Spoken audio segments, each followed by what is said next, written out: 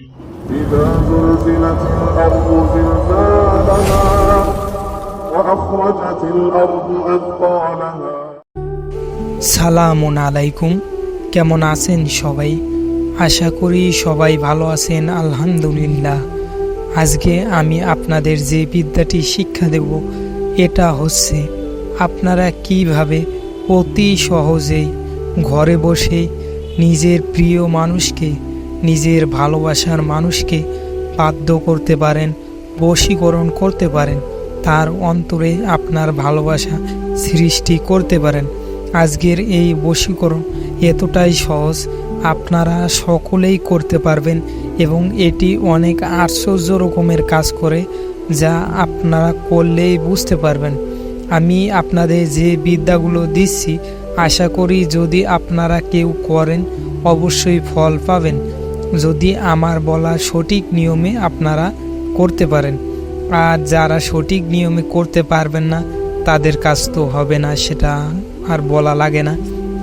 তো যারা কাজ করবেন তারা অবশ্যই পুরো ভিডিও দেখবেন এবং মনোযোগ দিয়ে বুঝবেন আমি কি বলছি।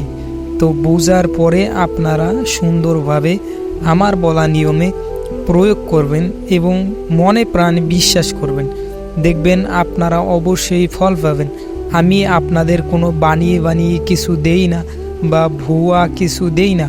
আপনারা ইউটিউবে এমন অনেক কবিরাজ বা তান্ত্রিক পাবেন যারা আর কি অনেক বড় বড় তান্ত্রিক কবিরাজ সেজে আছে, কিন্তু আসলে তারা যেগুলো দেয় সেগুলো তারা নিজে বানিয়ে বানিয়ে দেয়।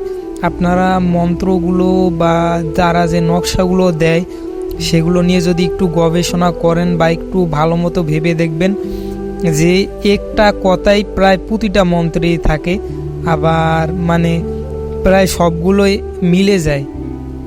আপনারা এইভাবে দেখতে পারবেন বা দেখবেন অনেকটা কবিতার মতো, মানে তারা নিজেরাই বানায় এগুলো।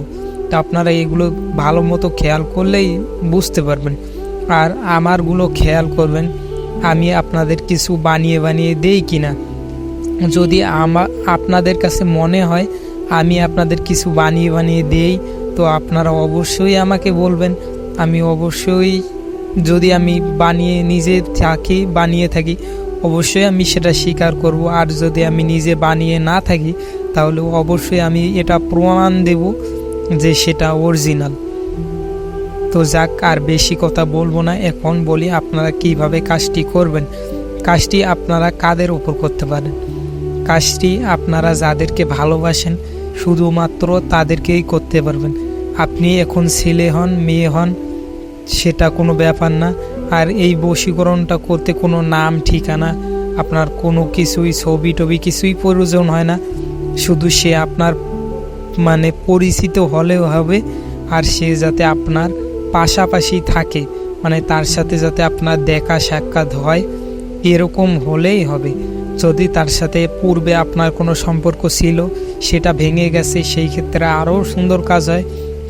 আর অথবা আপনি যদি তাকে আপনার ভালোবাসার কথা বলে থাকেন সে যদি রাজি না হয়ে থাকে সেই ক্ষেত্রেও ভালো কাজ হয়। অথবা সে যদি কোনো রকমভাবে বুঝতে পারে যে আপনি তাকে ভালোবাসেন তো সেক্ষেত্রেও কাজ হবে। আর যদি নাও বুঝতে পারে তো তার সামন দিয়ে আপনি ঘোরাফেরা করলেও দেখবেন তার মনে অটোমেটিকলি আপনার জন্য ভালোবাসা সৃষ্টি হয়ে যাবে। এখন বলি আপনারা কিভাবে কাজটি করবেন।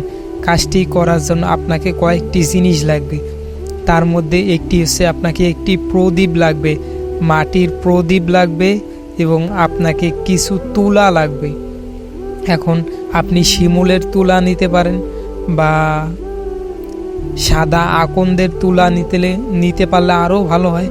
আপনি যে কোনো তুলা নেবেন, তুলা আর আপনার প্রদীপ, তারপরে আপনার ভোজপত্র লাগবে এবং আপনাকে কিশোর জাফরান লাগবে এবং ডালিম গাছের কলম লাগবে, অর্থাৎ ডালিম গাছের ডাল কেটে আপনি কলম বানাবেন। এখন বলি আপনারা কিভাবে করবেন। কাজটি আপনারা যে কোনো শনিবার অথবা মঙ্গলবার সন্ধ্যার সময় করবেন। কিভাবে করবেন? আপনি পাক পবিত্র হয়ে বসবেন, মানে গায়ে সুগন্ধি আতর লাগাবেন এবং আপনি যে কোনো পাক পবিত্র জায়গায় জায়নামাজে বসবেন।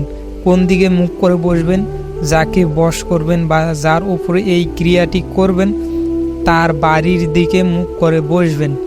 বসার পরে আপনি কিশোর জাফরান দিয়ে আপনি ভোজপত্রের মধ্যে নকশাটি লিখবেন।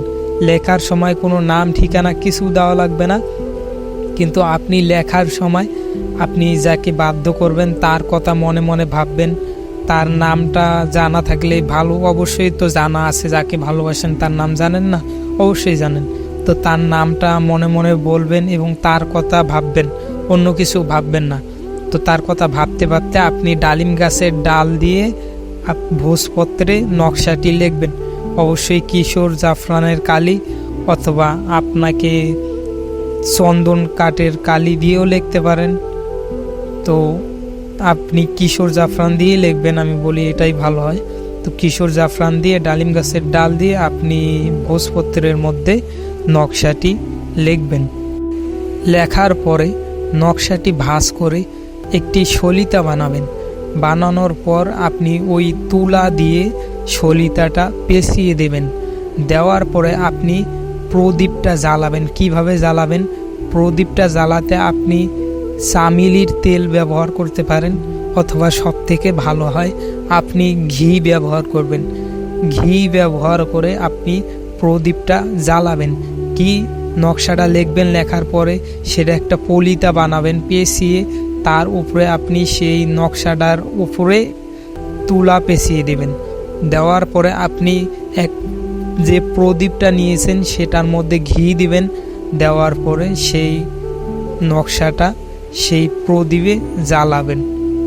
এভাবে আপনি কাজটি করবেন টানা পরপর 3 দিন। আশা করি আপনি প্রথম দিনেই যদি ঠিকঠাক মতো করতে পারেন এবং পবিত্র মনে করতে পারেন, আশা করি আপনি মোটামুটি প্রথম দিনেই রেজাল্ট পাবেন, কিন্তু আপনাকে 3 দিনেই করতে হবে। তো আশা করি সকলেই বুঝতে পেরেছেন। ভিডিওটি দেখার জন্য সকলকেই অসংখ্য ধন্যবাদ। সালামুন আলাইকুম।